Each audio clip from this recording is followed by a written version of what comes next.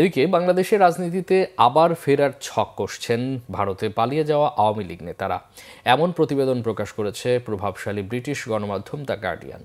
Hannah Alice পিটারসনের লেখা ওই প্রতিবেদনে বলা হয়েছে, মানবতাবিরোধী অপরাধ, হত্যা, রাষ্ট্রদ্রোহ, অর্থ আত্মসাতের মামলায় আওয়ামী লীগের রাজনীতিবিদরা নিজের দেশে পলাতক বিবেচিত হলেও কলকাতার শপিং মলে তাদের নিয়মিত দেখা যায়।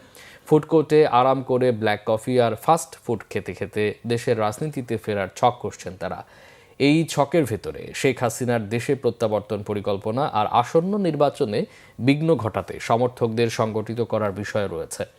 দ্য গার্ডিয়ানের প্রতিবেদনে জুলাই গণঅভ্যুত্থান, তৎকালীন প্রধানমন্ত্রী হাসিনার দেশ ছেড়ে পালানো আর আওয়ামী লীগ নিষিদ্ধের প্রেক্ষাপট তুলে ধরা হয়েছে। এছাড়া দিল্লির সুরক্ষিত গোপন আস্তানায় থাকা হাসিনার তৎপরতার দিকেও আলোকপাত করা হয়েছে। বলা হয়েছে, ভবিষ্যতের সংগ্রামের জন্য দলকে প্রস্তুত করতে দিনের বড় একটা সময় বাংলাদেশে থাকা নারী কর্মী সমর্থকদের সঙ্গে সভা ও ফোনালাপে ব্যয় করেন তিনি। এসব কর্মকাণ্ড পরিচালিত হয় ভারতের সরকারের সতর্ক নজরদারিতে। মব ভায়োলেন্সকে হাসিনা আমলের কর্মকাণ্ডের প্রতিশোধ উল্লেখ করে বৈধতা দেওয়ার বিষয় তুলে ধরা হয়েছে ওই প্রতিবেদনে।